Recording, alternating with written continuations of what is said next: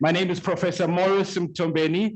I am the Dean of the Gordon Institute of Business Science, and it's my distinct pleasure to welcome you all here this evening. And there are many people in this room that don't need me to remind them about the real life consequences of corruption. And corruption is intergenerational in the consequences that are visited. And those organizations that choose to engage in corruption, I just want them to remember that, because they're not stealing from us today, they're stealing from future generations. And my comment is, shame on you. And I hope as you have shamed yourselves and you are receiving the shame from some of us, you then take the opportunity to change and repent, and not only in a spiritual sense, but in an actual sense, because we can't stay in a space of just dealing with the past. We need to look to the future, working together in solving these problems. And those of us that are quick to point fingers, I just want us to remember that we're not innocent bystanders, that we also participated in that corruption in some shape or form, and shame on us for allowing it to have happened and for continuing to allow it to happen.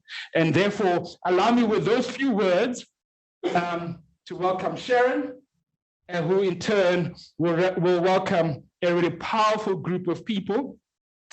And thank you, Claudel, for coming, because this would almost become a manual, and we don't like that on our platform. And so thank you very much. Ladies and gentlemen, let's welcome them with a big round of applause.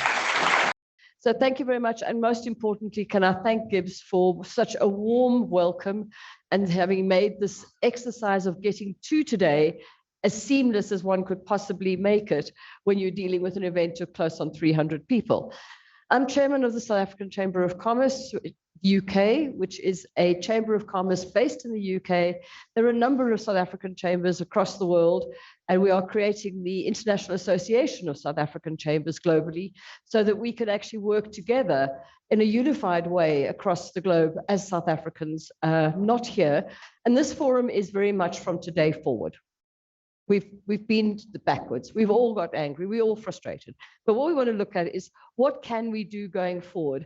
And that journey is not purely in the hands of the president. It's in the hands of business, academia, civil society, the youth, as they're coming through as well. It's important for all of us. And the business has, in a way, just got on with business as usual, and in a way could be described as being sleeping in the face of the degree of corruption that is prevalent at the moment. And are we at the stage of stage capture? Hopefully not. We're not there yet again. But yeah, what is state capture? It's when things are going wrong from the business point of view and from a government's perspective as well. So we are all accountable, and it's important that we as business do what is feasible, so that never again can be something we can say in our lifetimes, we turned the tide, and never again should that happen. So I'm going to turn to my esteemed, very good long-term friend now, Bonang Mohali, and please could you share with us the importance of ethical leadership? Of course, by definition, ethical leadership is tautologous, because leadership can't be anything else but ethical. But for emphasis, we do say ethical. Mm-hmm. And the reason why it's important in this stage, in this time, in this context, when so many of us dare to hope that joy and peace will prevail, is because of the devastation of state capture. State capture is worse than corruption, bribery, stealing, and cheating put together. How does it manifest? So we woke up on Tuesday, the 3rd of January, to the fact that South Africa's national debt has now exceeded 3 trillion South African rands. So to be precise, 3.013 trillion South African rands. In and of itself, maybe it means nothing. But the cost of servicing this debt is 170 billion per annum. The percentage it's 17.8.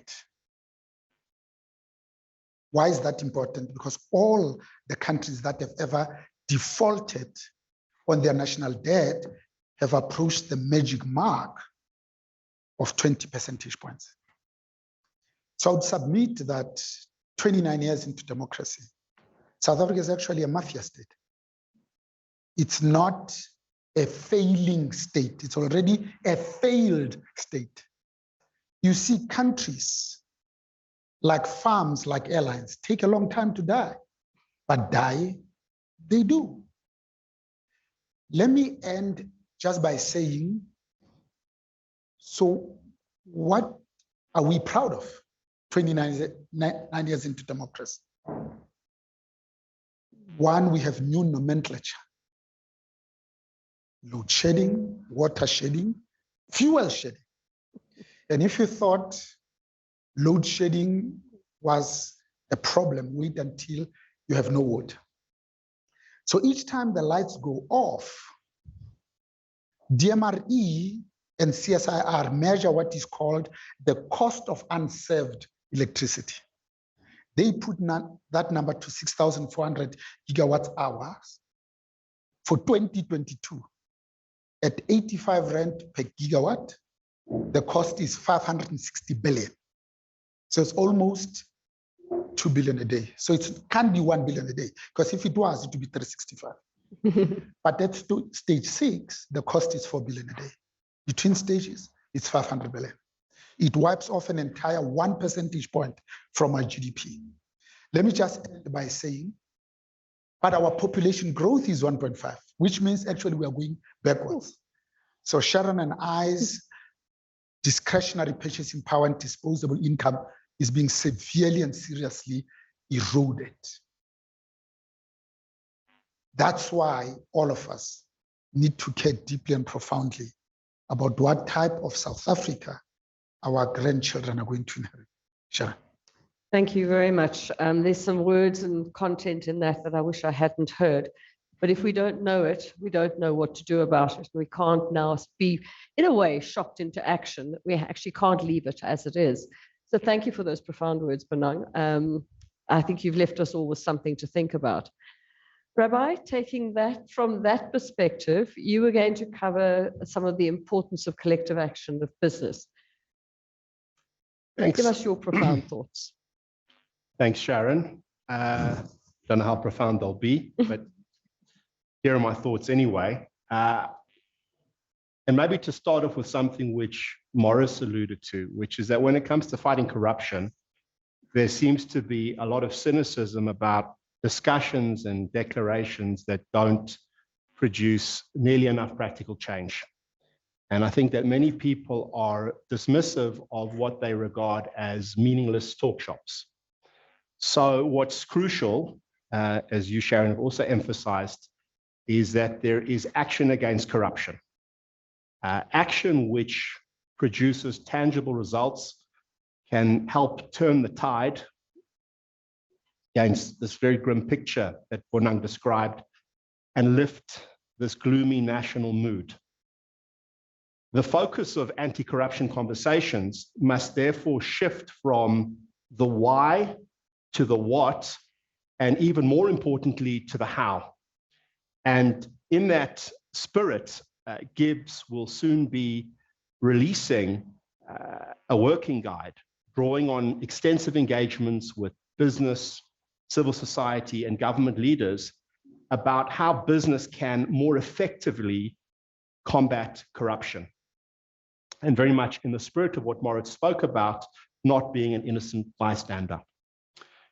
Key to these anti-corruption efforts, Sharon, is collective action, which is defined by the World Bank as a collaborative and sustained process of cooperation between stakeholders.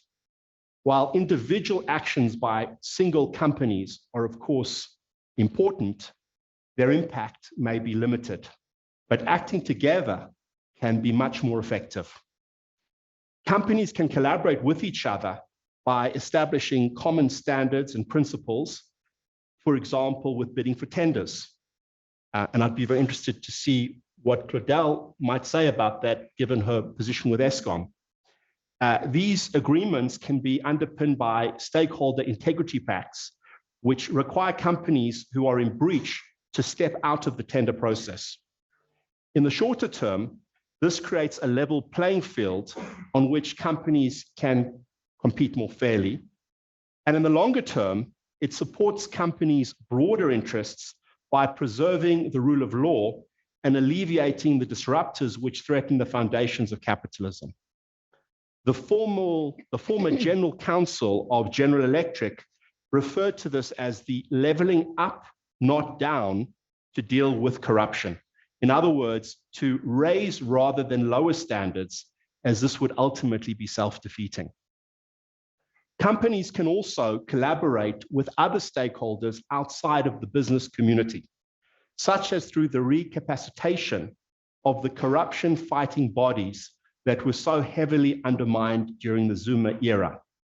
Last year, for example, Business Leadership South Africa and the National Prosecuting Authority signed an MOU whereby BLSA will mobilize private sector skills to assist NPA prosecutions through analyzing evidence and building cases.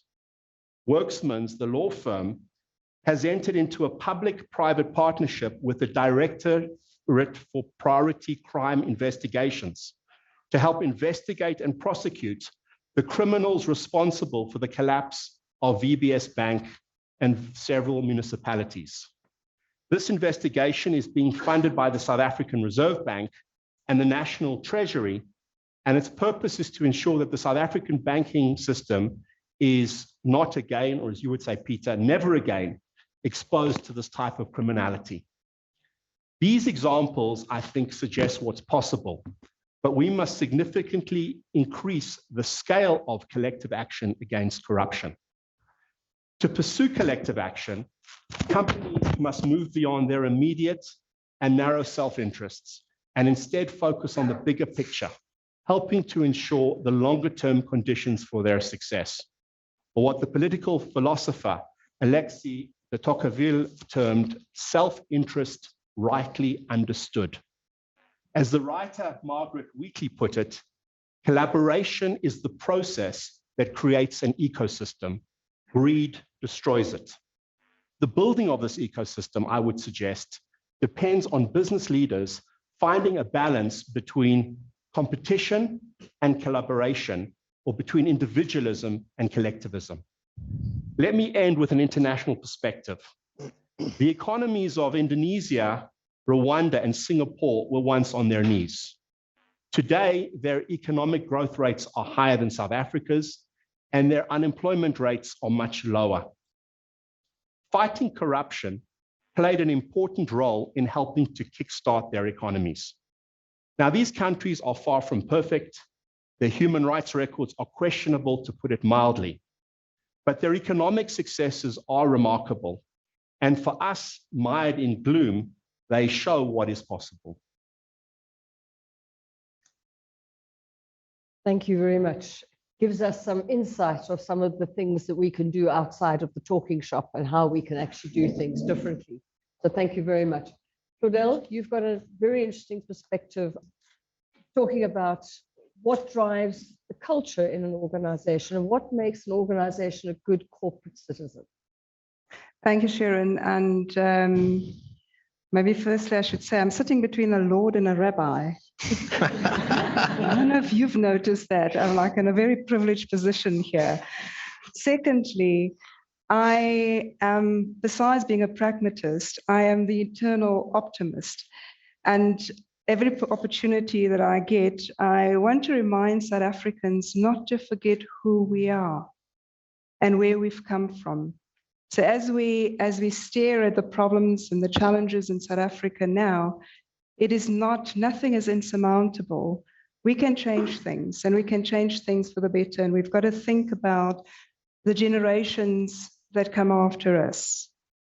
I certainly don't want to be in a position where the next generation looks back at this leadership, the current leadership, and say, they really, really, really messed up. What the hell did Claudel think she was doing? And if that constantly drives us, we really can turn South Africa into the jewel it's supposed to be. This is a really special place. I've been to different countries around the world, and South Africa really is special. And it is its people that makes it special. Now, having said that, coming to culture, one of the things that I think that leaders should really reflect on in their organization is the social contract that we have as businesses, whether it's the private sector or organizations within the public sector. South Africa stumbled out of a previous era into a new era, and we didn't really debrief properly. We didn't really have deep conversations around what should our society look like, and how do we change things so that South Africa can be a South Africa for South Africans? So without that missing bridge, we're starting to see things falling apart as a result. And we really need to have those deep conversations. And when we're looking at our organizations, I think part of the reason why we're not seeing what we should be seeing in terms of good corporate citizens who understand the concept of society gives us a ticket or a license to operate within society. In other words, what gives you legitimacy to operate within society? And that's a very important question to ask. And it comes back to that social contract that I mentioned earlier on. That then informs the conversation that we have around culture. And I think part of the problem that we have is that there's not enough deep application of mind around the very purposeful design and measure of culture. What should our culture look like? Is ethics really part of our DNA? Or when we're talking about ethics, are we really just skirting on the surface, talking about fraud and corruption? Because ethics is much, much wider and deeper than that. And we tend to just run without having these deep conversations. We're not ensuring that our employees have the tools, the ability to see the ethical implications and to navigate around the ethical dilemmas that inevitably they will encounter. That's a failure of leadership. If everybody in your organization, if you're in a leadership position, is not equipped to make the right decisions in the coalface, then it is a failure of leadership. We really need to think through things like our strategy and the implications. How does the strategy translate into behavioral patterns within the organization? What we're measuring, how does that translate into behavioral patterns? And that sounds like it's common sense, and yet when one looks at when things go wrong in the organization, you ask whether the leadership has done that, and it hasn't been done. Why? Because we're just running to make money and we don't think about the consequences. We also need to think about the ways that our culture expresses itself. Right? So I like to use the analogy of an iceberg. Right? Much of the culture sits under the waterline. And how does what you see above the waterline is an expression of what really happens under that waterline? Things like, and I'm just going to mention a few because it's really, the cultural issue is very complex. Who are we willing to get into bed with, and how are we managing those relationships? It's a reflection of our culture, our willingness and our appetite to say no to deals that are murky and not to find ways to skirt around it. But very importantly, those people who say no in the organization, that they don't have negative consequences for themselves within the organization, because that essentially is going to drive the wrong behavior. When you see that you're sitting in an environment where people are not willing to speak up and to say when something is wrong, it says that there's a culture of fear. And leaders don't ask the right questions. And often, and we see this coming through in different areas of research, there's a disconnect between what the top thinks is happening and what the middle and the bottom knows what's happening in the organization. And those who are sitting in the top leadership positions are so far removed because they don't have feedback loops that they've brought into the organization to make sure that they know and understand what's going on. And so when an organization says, or the leadership in the organization says, we have an ethical culture, you can ask questions like, So if corporate South Africa says that they've got ethical cultures, why is it that whistleblowers cannot find a job? Why are those doors closed? That is a symptom of what's really going on. That is how the cultures are showing up in society. And it really boils down to, I think, to a large degree, to lack of accountability and lack of leadership accountability in particular. So leaders not being held accountable, we discipline people at the bottom. We're not holding each other accountable as leaders. People in leadership positions seeing that things are going wrong and they're not saying anything about it. And they're not taking collective responsibility as leaders, I think really is where things fall apart. Thank you very much. Coming from a governance world and working with boards every day, I totally align to everything that you have said. Very, very enlightening. Thank you very much. It is so real, and it's not only around corruption, it's around everything that leaders are accountable for. So thank you very much, Claudel. That was very insightful. Peter, the politician, the Lord. Well, first of all, thank you to Claudel. You spent a whole day in an ESCOM board meeting, and you still got energy to come here and talk to us this evening. After I first exposed global complicity in state capture and looting in 2017, 2018, some white South Africans sent me bittersweet emails. Congratulations and thank you, though we still hate you for stopping the Springboks. One said cheerfully, I hated you with a passion. But the values fighting state corruption today are the same values as we fought against apartheid 50 years ago, I politely replied. Thank you to GIBS. Thank you to the South African Chamber of Commerce, the UK one, and its indomitable chair, Sharon Constantian. Thanks also to Wessel Badenhorst of Hogan Lovells for engaging with me as a fierce critic of their brand connection to state capture, although a peripheral one, for openly learning from the past under new leadership, and for supporting anti-corruption initiatives like this event. Blame for the infamous Gupta state capture decade has mainly focused upon a corrupt president and his cronies. But South African and global businesses were culpable too. It took two and still takes two to tango.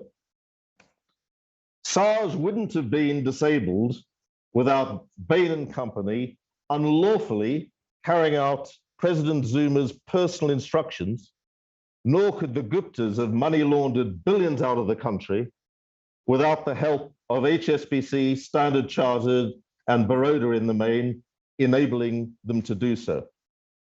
And that sorry story continues to this day, with ministers and local councillors still wanting backhanders to dispense contracts, grant licenses, or other business activity to companies eager for the work and willing to pay. That's why this event is so important, and why I hope that the whole South African business community and the global corporates involved in the country will take a lead. Exasperation with our current president's lack of decisiveness, or under-resourced and previously disabled prosecutors, frustration with useless or corrupted policing, all these things are no excuse for business failing to step up. You will not build a successful economy, you will not kickstart growth or attract foreign investment until you do so. Rightly a pariah under apartheid, South Africa is sadly now cold-shouldered because of state capture. Let's cooperate and fight to make the country once again a shining light to the world as it was under Nelson Mandela. I urge every business to endorse this statement and demand never again to collaboration with the corruptors.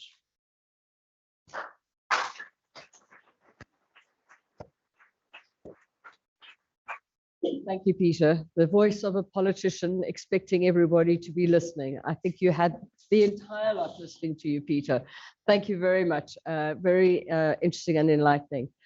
I now turn to Wessel of Hogan Lovells. Can you please share with us some of your experiences and the journey that you have gone on? Thank you, Sharon. As is quite clear from the views already expressed around this panel, this is a great panel, strongly minded people. We all come from a unique perspective. We have indeed engaged with Lord Hain, and we found sufficient common ground in order to move forward. As in life, there are aspects on which we agree and other aspects on which we don't.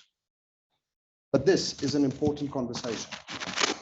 And we all have a duty to constructively contribute to this debate as to how we bring about change in the future, regardless of whether we agree on the minor detail or not. 30 years ago, when we adopted the interim constitution in 1993, we achieved something universally unique. We moved from a quasi-military state into a constitutional democracy without falling into a protracted civil war. Our constitution restored the rule of law, and it made us all equal. The rule of law should not be taken for granted. There are many parts of this globe where it doesn't even apply. But ladies and gentlemen, the rule of law is under attack in this country and has been so for well over a decade. Once we start fraying at the thin strand of the rule of law, the fabric of our democracy starts to unravel quite quickly. For example, when we allow a political feeding frenzy to ridicule candidates for positions to the independent judiciary, we send a message that strong and independent judges are not welcome. When politicians then, with impunity and publicly criticize judges and accuse them of propping up pre-democratic ideologies, we complete the circle. And then, when our laws become for sale, we as a society simply lose faith that our constitution will protect us. But this is luckily not yet a police state, and no democratic government can survive without business and the economy.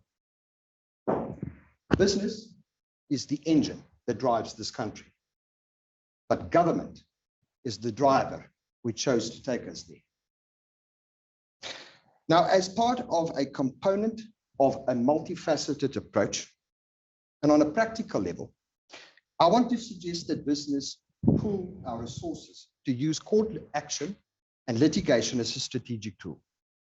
See, litigation can be a very powerful tool to bring about pressure, to use the Constitution, use the independent judiciary, to expose the rot in the executive branch, and to hold people accountable. Picking up on what Gideon has said, the message must be sent loud and clear to tender administrators that every tender will be scrutinized by a court where there's mischief involved.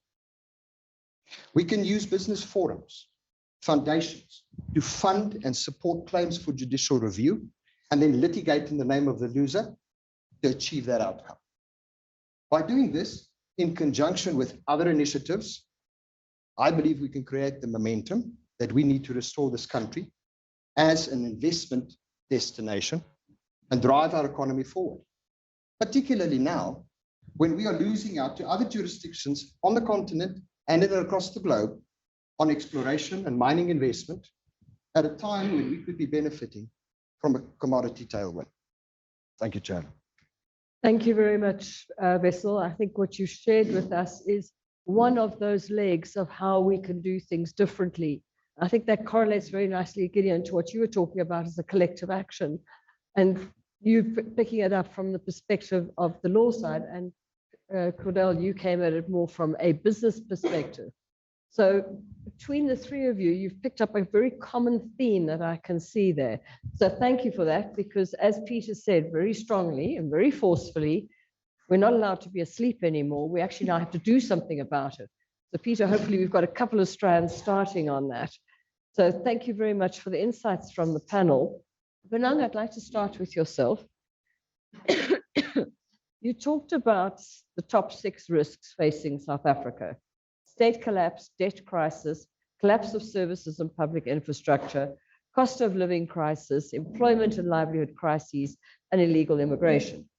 That's another whole thesis and another MBA and another whole term to discuss.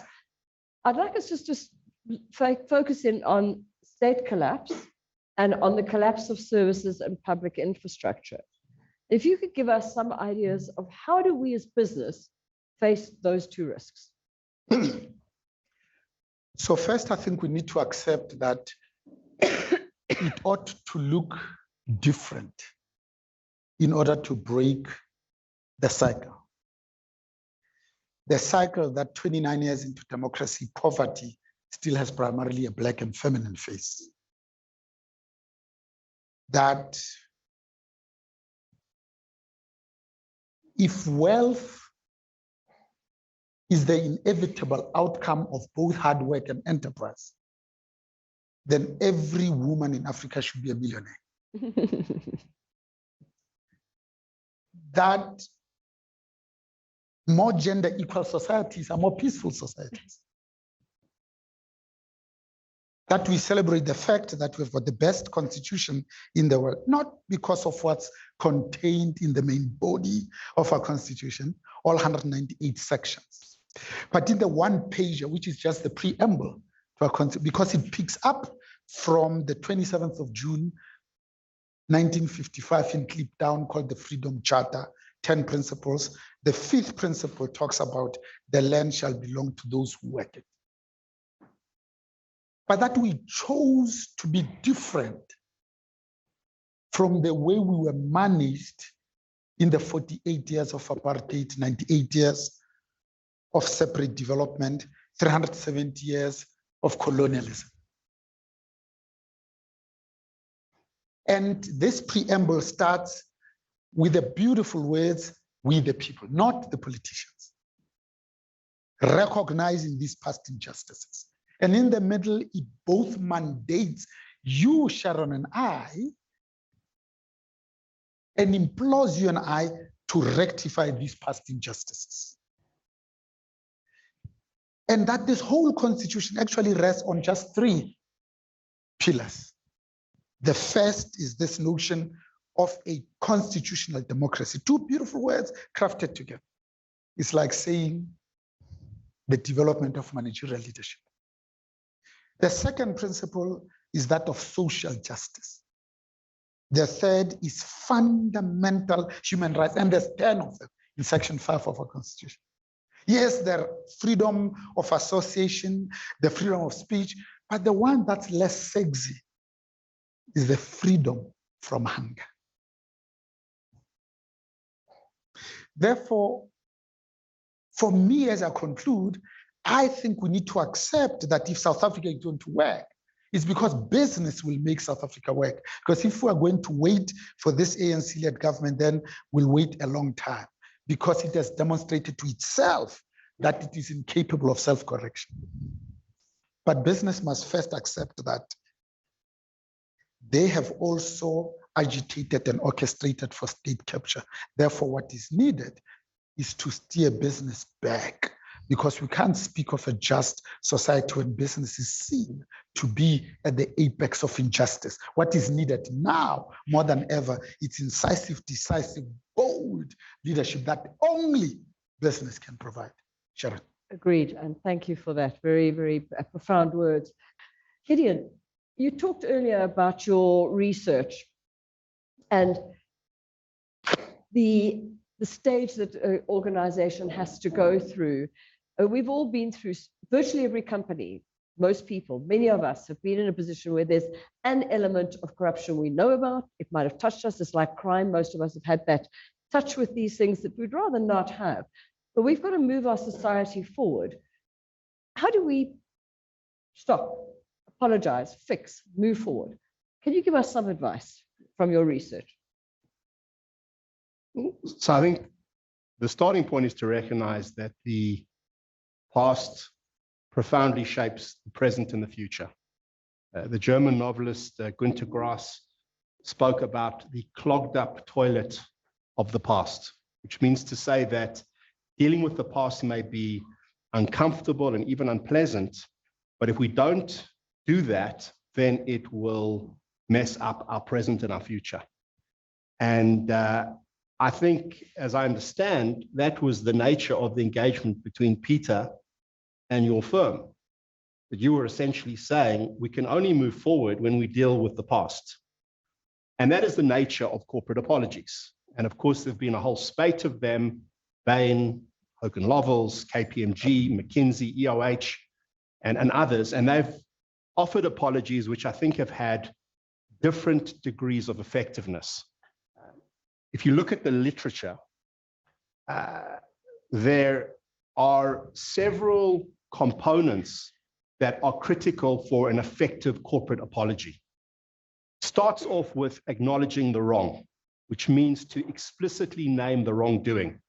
This is a foundational step, and it's really important because it validates the victims.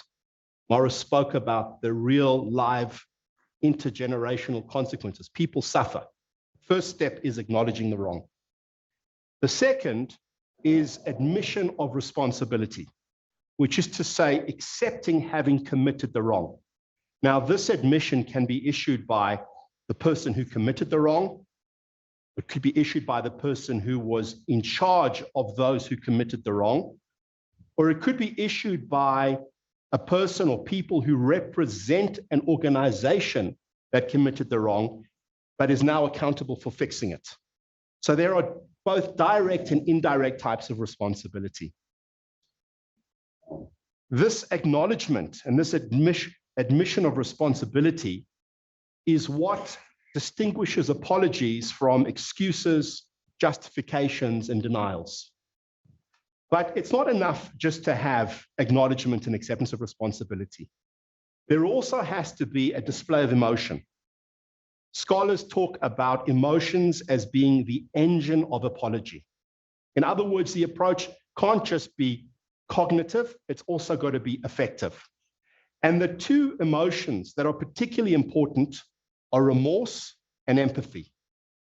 Remorse is an expression of guilt for wrongful action, and empathy is defined as understanding from the injured person's perspective the damage done by the injury.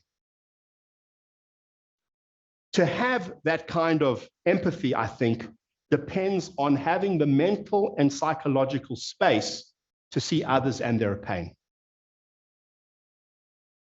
What's also important is restitution or reparation. And specifically, there needs to be some kind of material redress. Scholars talk about the difference between what they call cheap and costly apologies. There has to be some sort of compensatory or corrective action. It can't be a purely verbal apology. But while material redress alone, or while material redress is important, alone is insufficient because it can potentially create the impression that money settles moral debts and makes up for all sorts of wrongdoing. And so restitution has to be part of a kind of broader moral engagement. Finally, there has to be an approach that is forward-looking. There has to be a commitment to non-recurrence, a commitment, some kind of assurance that this won't happen again. So you have these different components that make up an effective apology. And what I would just say in summary is that in this work of addressing wrongs, you've got to deal with what I call the continuity of time, which is to say that you've got to deal with the past in order to enable a different future. But equally, when you enable a different future, you can somehow retroactively flood the past with meaning. And the sacrifices and sufferings of the past can acquire a different kind of significance. Thank you. Very profound.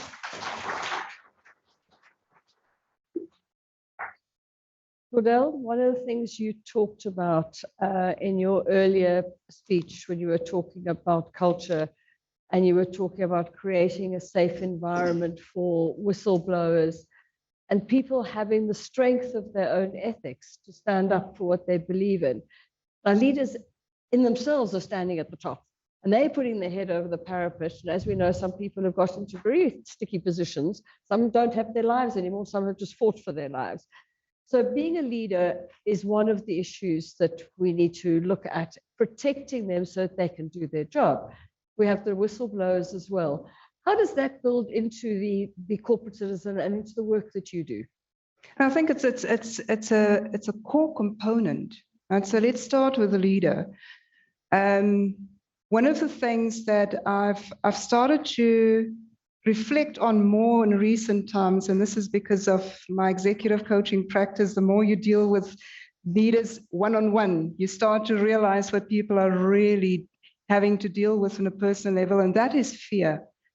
And our ability to look ourselves in the eye and to self-reflect and to see ourselves where we are is fundamental to us being good leaders. And more often than not, we find the ability to be honest with self is very difficult.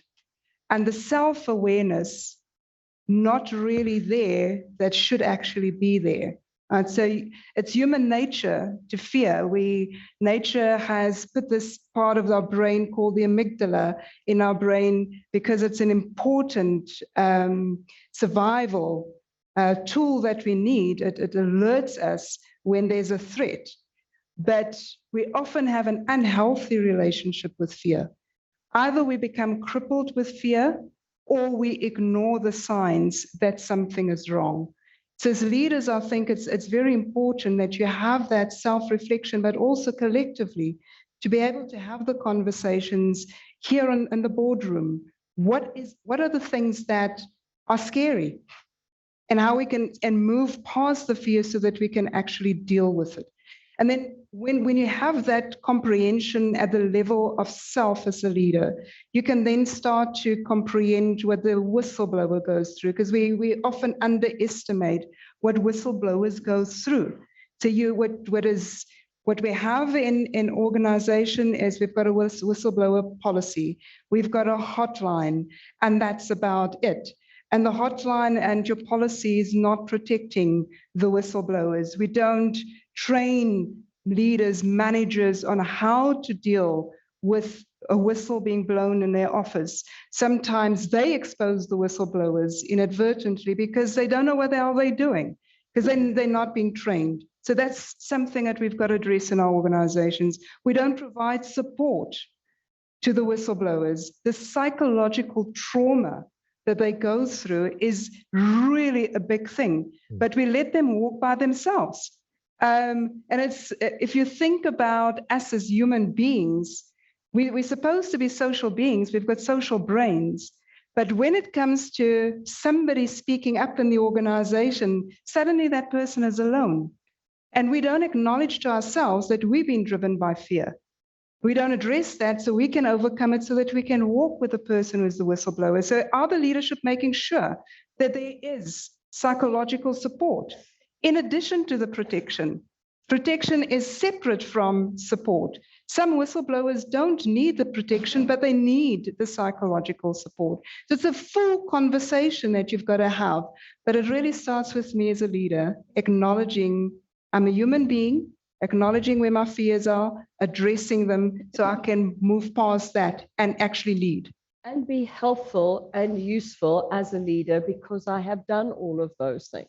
Yeah. I totally agree with what you're saying there, really insightful. And I think the whistleblower thing is not just a South African thing, that's very much a global issue, that most whistleblowers end up turning into being consultants and dinner speakers or event speakers or motivational speakers. They try and teach other people about it, but get a job. And people say, oh, no, I don't trust you. And I think, well, why don't you revere the person who had that guts rather than victimize them for actually doing what is the thing you want most? It's telling you what's wrong in your own business. Don't be fearful. Look after them. Exactly. Make them important. Don't tell anybody about it, but make them feel protected. So I so go with you, and it's such a critical aspect of business. And you look at right after politics, Trump got it wrong. We're getting it wrong here at the moment, where people want to know who the whistleblower is. The whole point of being a whistleblower. If I didn't want to be a whistleblower, I'd speak. Anyway, Peter, your turn.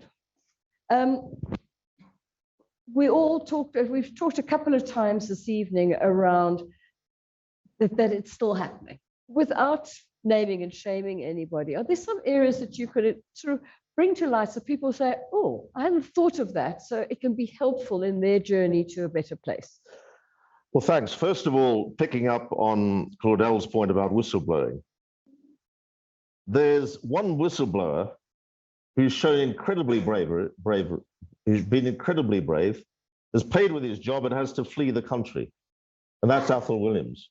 Now, every South African citizen in this room, every South African business with any substantial activity should be ashamed of themselves that you have a boy from Mitchell's Plain who rose to be one of the top corporate global management consultants in the world, working for one of the top firms, Bain & Company, blew the whistle on all of that, got hounded out of the country, threatened with his life, and is now jobless in the UK. You should be ashamed. And I think we should all take responsibility for making contact with him, as it happens I've done, but I'm in the UK, and find a role for him back in South Africa where he wants to be, that is safe and where he can do his job. That's one example. That is naming names. But I feel very strongly about this.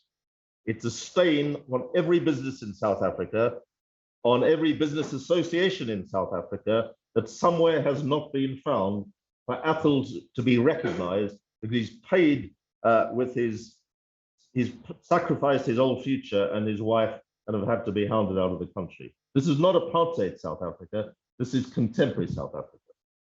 Second example, by the way, one whistleblower, and you all know about this, who worked for the health department in Gauteng, paid for her life because of her bravery. This is outrageous. You cannot allow it to continue. And some of you need to do something about it. Two other live examples. I learned only recently from a firm that was advising a mining company that is waiting for its mining license to be renewed, as is normal in any country. It isn't for life. It's got to be renewed every so often. And this firm is now, sorry, what are you up to, Bonang? Putting it back. All right, thank you. There's an expert. This firm is now faced with a dilemma. Will the mining company pay the bribe that may be asked to get the license renewed or not? If it doesn't pay the bribe, then its whole activity, its employers, it will be closed down and its employers will lose their job. That's an example happening in South Africa right at the moment. Another one, a mega startup energy company to bring LNG to South Africa, which could transform the electricity situation and transform the wealth and opportunity of the country and kickstart growth. A black-owned company bid for a power station contract from the ministry, then had in advance a private contact initiated by the family of the minister and the most senior officials in the department, saying, this is a brilliant bid. If you give us 10% of your company, it's yours.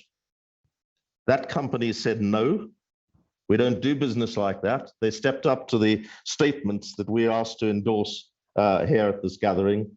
They're still struggling and had a terrible struggle, when what they should have happened is they should have been awarded those contracts and provided the power already. It enabled Claudelle to do her jobs. That's current.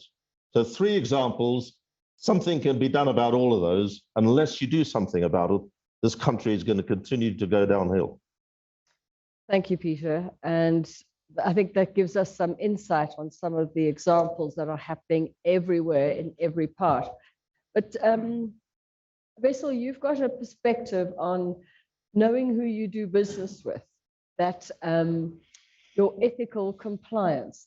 Maybe that's a way businesses could begin this journey of doing things properly. Could you maybe share some of your thoughts there? To perhaps pick up on what Lord Hain says about the mining industry.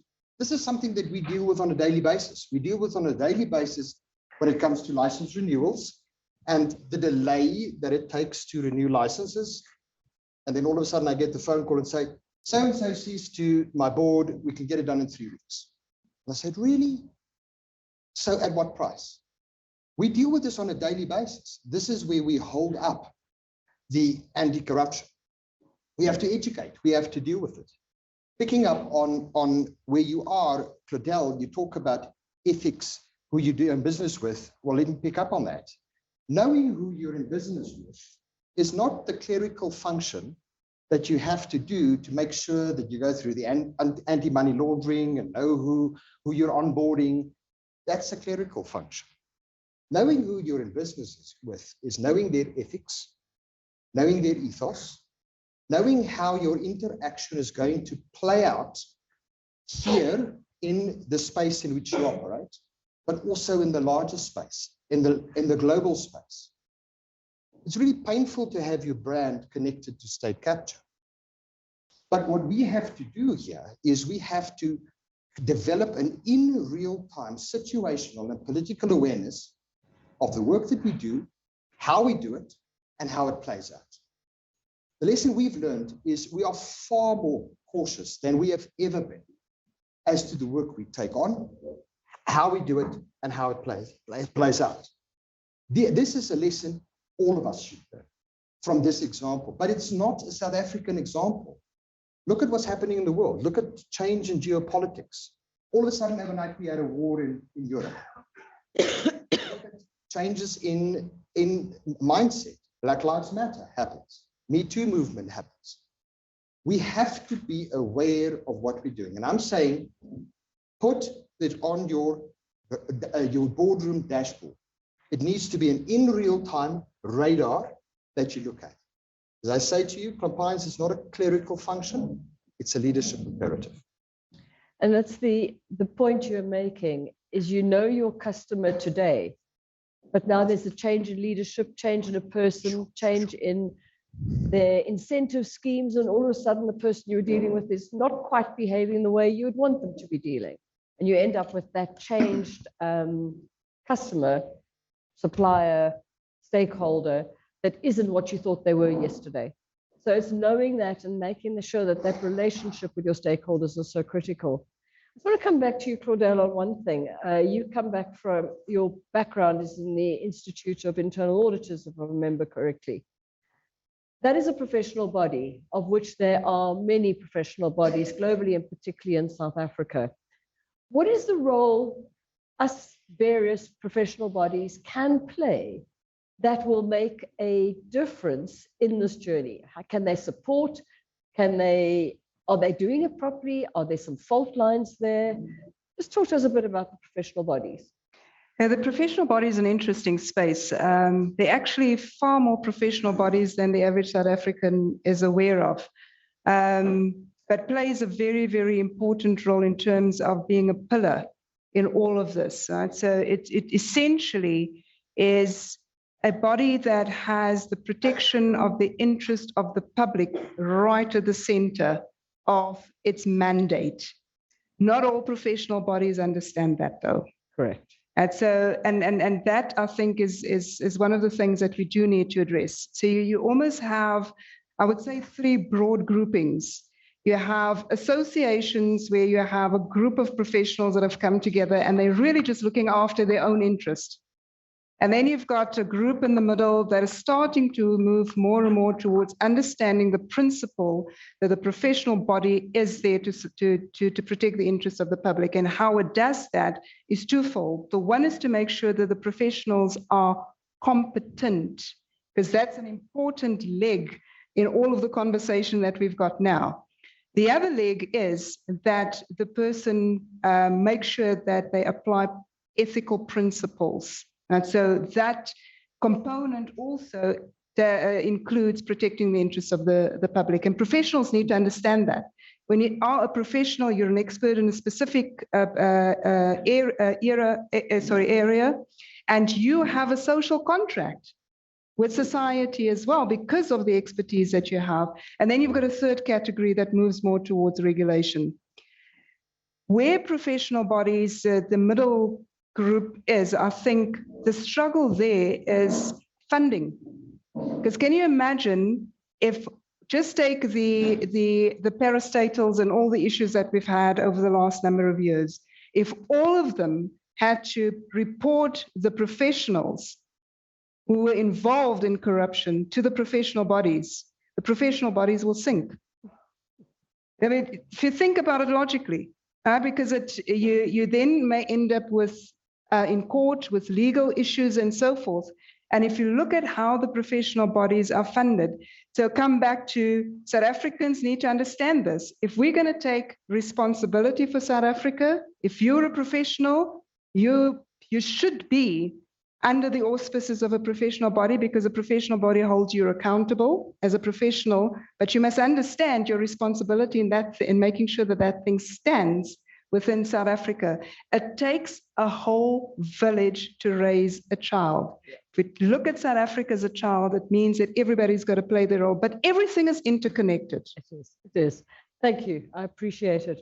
I'm now going to turn to a few people in the audience that we have spoken to in advance, because we couldn't put all 15 of them on the panel. So we've got a couple of observations that are going to come from the floor. So could I call on Paul Pretorius first, Senior Counsel, who says it might be too late for never again. Paul, I think you can speak from wherever you are. Can you hear me? Yes, we've got you. Thank you, Sharon. Yes, the title Never Again may be optimistic. We may already be there, and I think we are. This round, however, is perhaps darker and more sinister than the state capture round. And the word mafia is not inappropriately used at times in our political discourse. Lord Hain's list is only the start.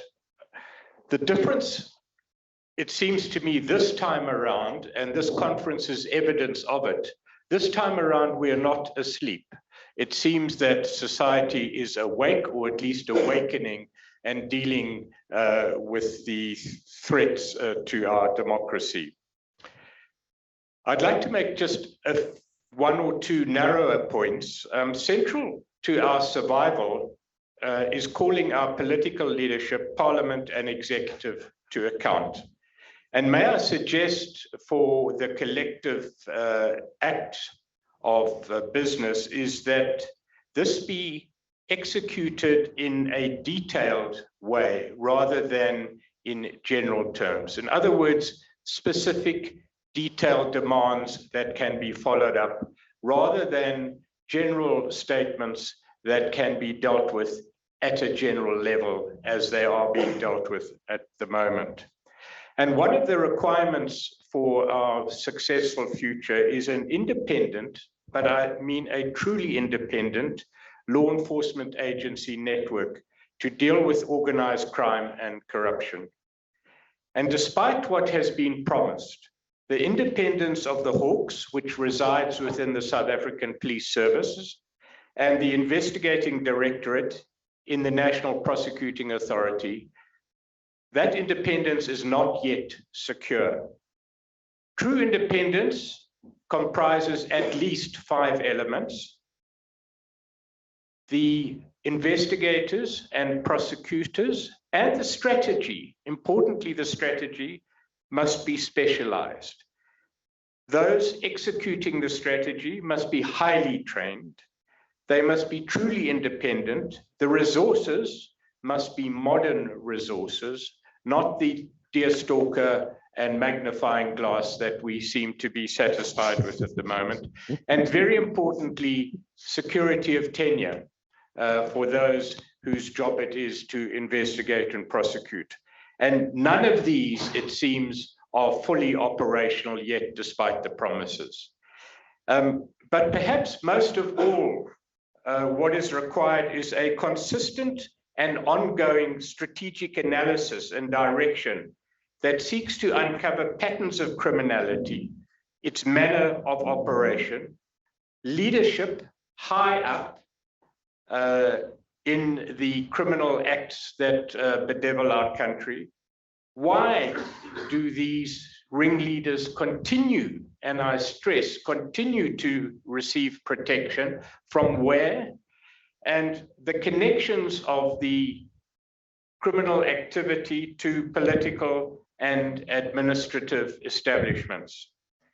The Zondo Commission, for all its faults and however much its outcome may be criticized, did succeed firstly in changing the national attitude towards corruption and crime, but it also drew the big picture out of the darkness and showed these patterns of criminality, how they cooperated, what the relationships between private and public were, and who was in control at the top, either actively or passively in protection. And the question that business may well ask of the establishment, the political establishment, the leadership in our country, is who is doing that job now to uncover the patterns of criminality that are happening today. Thank you very much, Paul. Very insightful and coming from a person who's got more research than some of the rest of the world put together. So thank you very much for that. Martin Kingston, Chairman of Rothschilds, your comment to me earlier today was, we've been here before. There've been things that we've signed, things that we have committed the world to. Now we've got to be pragmatic about what we need to do next. Could you share your thoughts with us, please? Yes, thank you. Thank you, Sharon. Actually, Paul read my script so I can stop speaking. I'm joking. I'd like to comment first, if I may, on a few of the issues that have been raised, because I do think that they contextualize the discussion going forwards. Bonang is absolutely right when he talks about the journey we've already traversed and where we find ourselves, and debate about whether we're a failing or a failed state, and indeed the role that business has to play, both in contributing to where we are or indeed in any recovery from that situation. The second is we need to be careful about how we characterize business. It's not a homogeneous group. Are we talking about established business or emerging businesses, formal or informal, domestic or multinational? I think that we need to be clear that it's not homogeneous, and therefore we can't really deal with it as a collective. Bonang can probably speak about that more than most again. And in that context, and Gideon, you refer to the role that business can play. My experience is that business never self-regulates. It's not in its interest, it's not in its character, it hasn't and it won't, which means that we need to have a competent state that can actually put in place appropriate regulation. That's been the experience worldwide. We need to distinguish between individuals who work within corporates and the corporates themselves. I have heard very carefully, listened to what has been said, and again, my experience has been that there are four key issues that we need to think about. One is values and culture. Again, it's not homogeneous. It does come from the top down, of course. That's where leadership is absolutely critical. About governance, or indeed the absence of governance. About appropriate systems being in place or being put in place, and about consequence management. Now, the truth is that in every single one of the situations in South Africa, be it in the public or indeed in the private sector, there's been an absence of one or all of those constraining features, and there continues to be. And the problem is, even in the largest, most sophisticated organizations, rogue traders can still exist. They can still exist, and they can bring down entire institutions. In fact, they can threaten entire financial systems, as we found before. So you don't need to be the Guptas to orchestrate it. You can be an individual rogue trader. We need to think about that. What I said to you, Sharon, was the business has previously signed the equivalent of integrity pledges, and it's meant, frankly, absolutely nothing. It's not taken as being more serious than the paper on which, sadly, it is written. And the question that I have really for the panel is, and Gideon, you touched on this a little bit, is how do we ensure that individual businesses that may commit crimes can be brought back into the fold? Because for me, the key issue is a lack of capacity in the country, where we need to harness whatever capacity exists provided that it's appropriate capacity and properly utilized. I'll give you an example because, Peter, you were asked to name some names. I think there are some interesting examples here. We can look at KPMG. KPMG actually went through, in my opinion, a complete catharsis. It would be interesting if there was anybody in the room from KPMG. They decimated their management team. In fact, I have to say, they took out the entirety of their management team. They brought in external governance that was resisted initially by the leadership of KPMG globally, but persisted and eventually came to terms with the problems they had. And by the way, the problems were all four of the issues that I've talked about, from values and culture through to consequence management.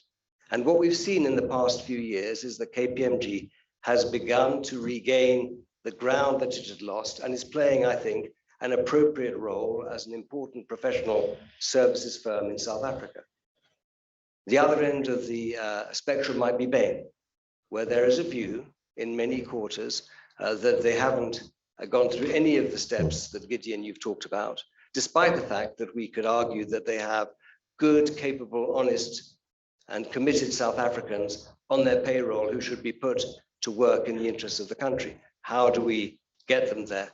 Or an institution like EOH, where again, they had to hire external management who effectively made a public apology on behalf of sins that were not committed, by the way, by them at all. We need to think about all of that. And therefore, my question really is, what commitments do we need to seek from businesses, not only that they won't behave inappropriately into the future, but that those that have behaved inappropriately in the past can play an appropriate role by putting their shoulder to the wheel in South Africa, because we all need to accept that we are at an inflection point, exactly as we've heard.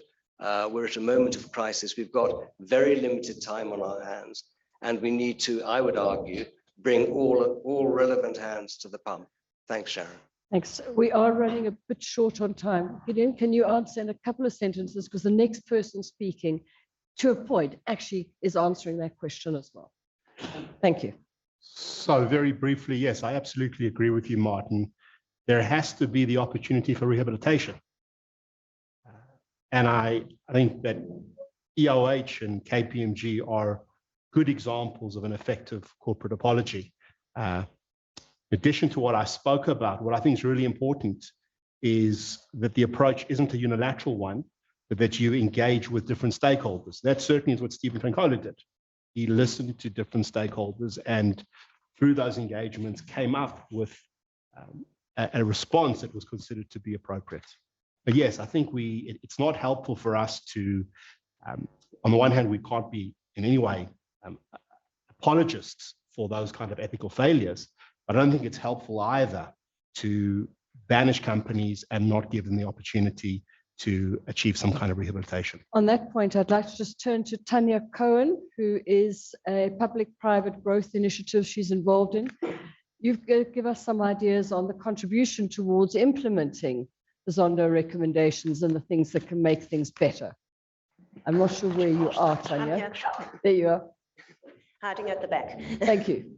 No, thank you very much, and thank you very much for the rich inputs that have already been surfaced.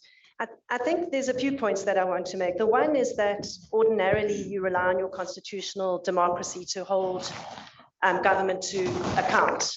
But we've got a really tolerant electorate, and that's seemingly not going to crack it.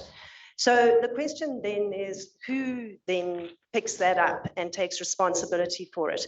And I'm hearing a lot of people indicating, well, business must take that leadership role. And with respect, I think business must take that leadership role in relation to itself.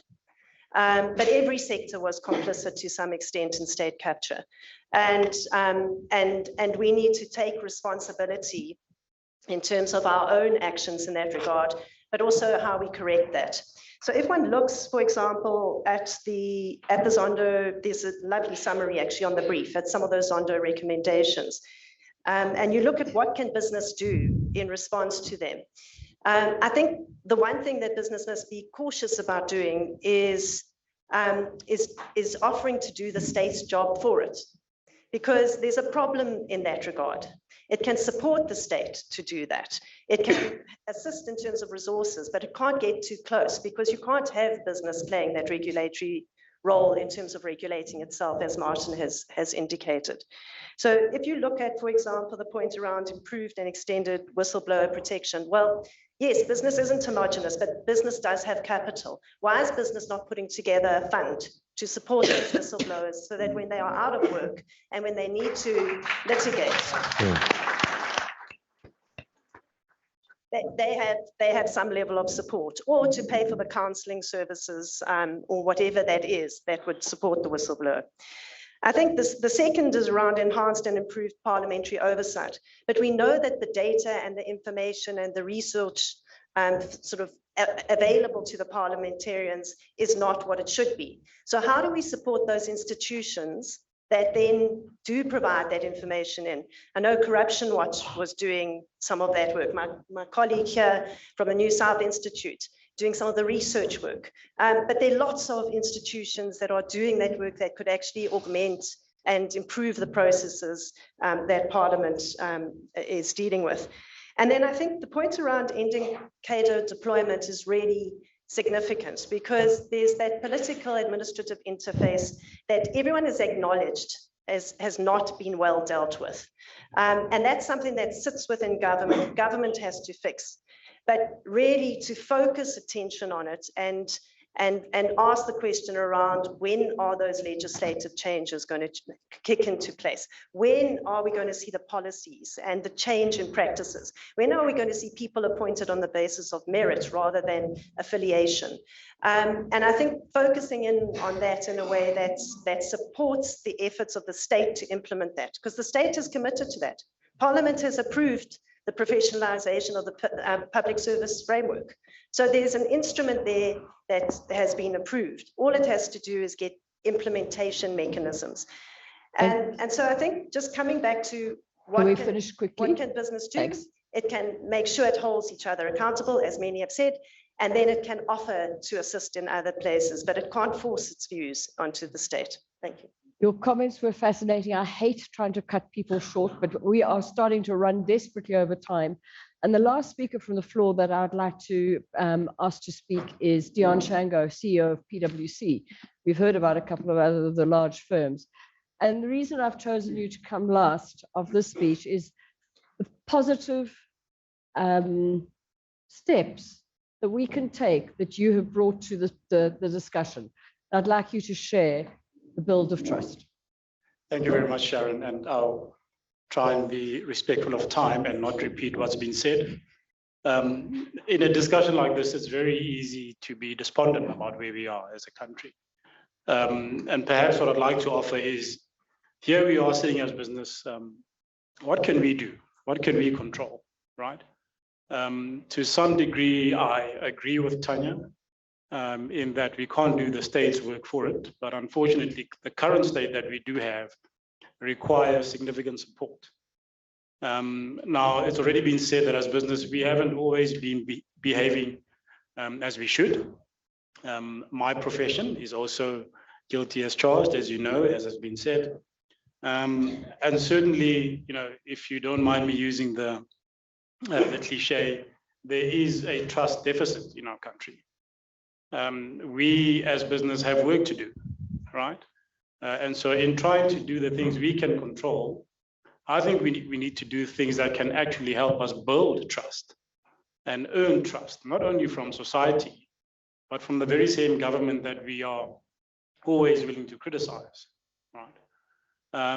And so if we as business really focus our minds and choose one or two initiatives that can really give us a good chance of being trusted and earning trust. I mean, we have a huge crisis in relation to youth unemployment. How many trillions of rand are sitting on our balance sheets uninvested?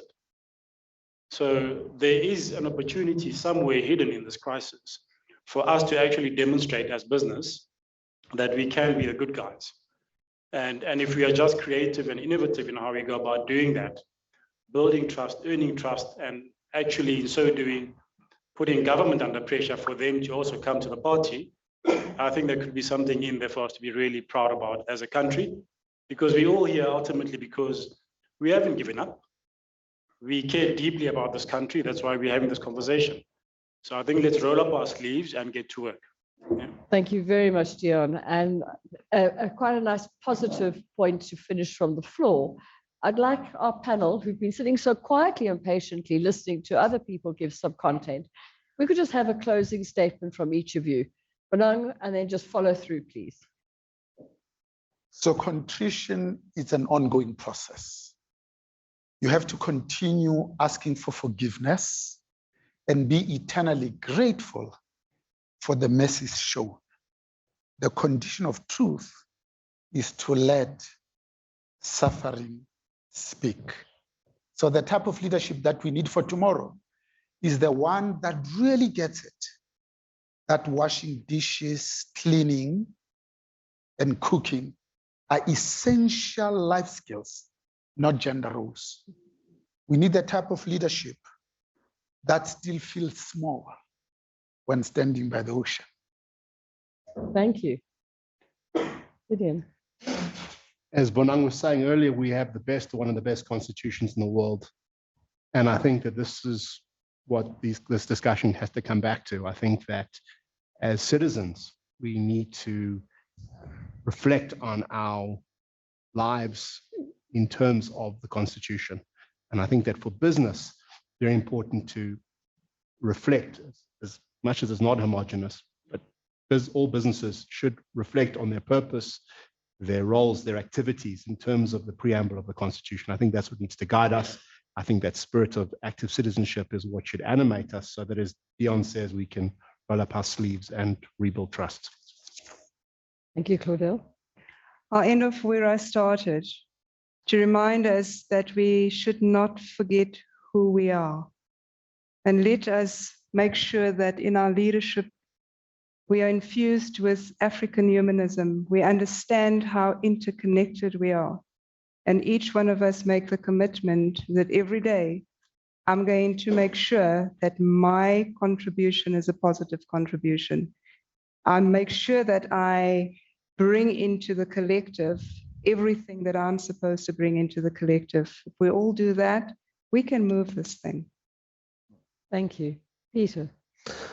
Well, first of all, thank you all for coming this evening, and I hope you felt it worthwhile. I look at it from the country from the outside, not my choice in my teenage years because we were pushed into exile. And I think it's important to recognize how serious the international lack of confidence is in this country.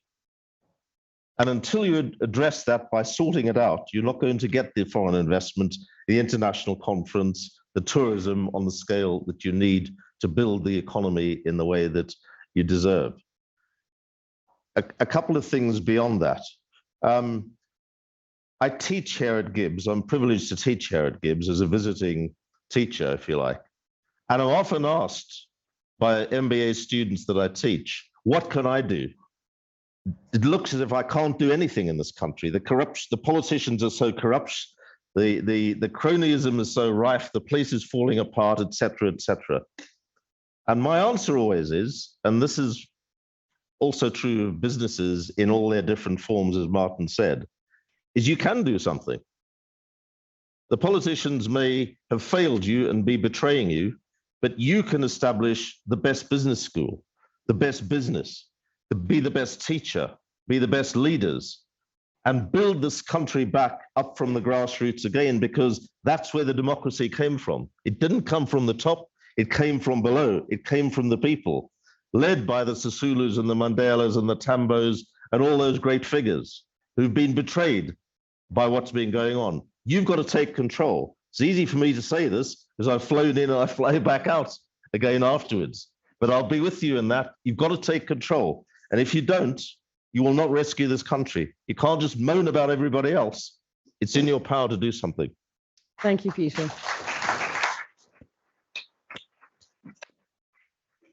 Yes, sir. Listening to what Martin has to say, listening to what everybody else has to say, it is difficult to organize business.